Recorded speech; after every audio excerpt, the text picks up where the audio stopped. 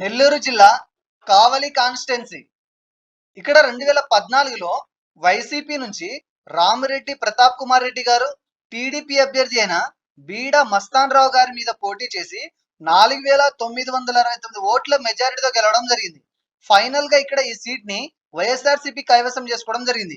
ఇక 2019లో కనుక మనం ఒకసారి ఇలానే చూసుకున్నట్లయితే ఇక్కడ వైఎస్ఆర్సీపీ నుంచి ఈసారి కూడా రామిరెడ్డి ప్రతాప్ కుమార్ రెడ్డి గారు జనసేన పార్టీ అభ్యర్థి అయిన పసుపులేటి సుధాకర్ గారి మీద, బీజేపీ పార్టీ అభ్యర్థి అయిన కె వెంకట సత్యనారాయణ గారి మీద, ఈసారి టీడీపీ పార్టీ అభ్యర్థి అయిన కాటంరెడ్డి విష్ణువర్ధన్ రెడ్డి గారి మీద పోటీ చేసి ఫైనల్ గా టీడీపీ మీద 14,117 ఓట్ల మెజారిటీతో ఈసారి ఈ సీట్ ని వైఎస్ఆర్సీపీ గెలుచుకోవడం జరిగింది. ఇక ఈ 2024లో ప్రస్తుత పరిస్థితిని కనుక మనం చూసుకున్నట్లయితే ఈసారి టీడీపీ, జనసేన, బీజేపీ కూటమి అభ్యర్థిగా టీడీపీ నుంచి కావ్య కృష్ణారెడ్డి గారు పోటీ చేయడం జరుగుతుంది. ఇక వైఎస్ఆర్సీపీ నుంచి ఈసారి కూడా రామిరెడ్డి ప్రతాప్ కుమార్ రెడ్డి గారే ఇక్కడ పోటీ చేయడం జరుగుతుంది. ఈసారి వీరిద్దరి మధ్య జరిగే ఈ హోరాహోరీ పోరులో ఏ అభ్యర్థి గెలుస్తారో తెలుసుకోవాలంటే మనం ఒకసారి 2019లో ఈ పార్టీలకు పోలైన ఓట్ల సంఖ్యను మనం క్షుణ్ణంగా గమనిస్తే మనకు ఒక అంచనా వస్తుంది.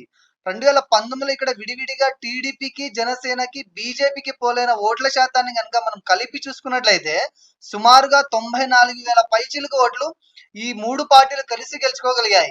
ఇక్కడ వైసీపీకి 95,000 పైచిలుకు ఓట్లు రావడం జరిగింది. అంటే 2019లో టీడీపీ, జనసేన, బీజేపీ కలిసి పోటీ చేసి ఉండినా కూడా ఇక్కడ వైఎస్ఆర్సీపీ అభ్యర్థినే 900 ఓట్ల స్వల్ప మెజారిటీతో అయినా ఖచ్చితంగా గెలిచి ఉండేవారని తెలుస్తుంది. ఇక ఇప్పటి విషయానికి వస్తే ఈసారి ఇక్కడ కూటమి పార్టీల బలం మరింత పెరగడంతో ఇక్కడ ఫలితం పోటాపోటీ వాతావరణాన్ని తలపించనుంది.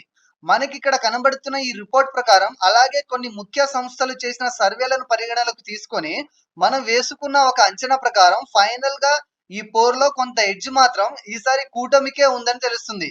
కానీ ఈ గెలుపు అన్నది కొత్తగా ఈసారి పోలవబోయే యువత ఓట్ల మీద కూడా ఆధారపడి ఉంటుంది. మారిన సమీకరణాలను బట్టి యువత ఎటువైపు మొగ్గు చూపితే ఆ పార్టీనే ఈ నియోజకవర్గాన్ని కూడా కైవసం చేసుకునే అవకాశం ఉంది.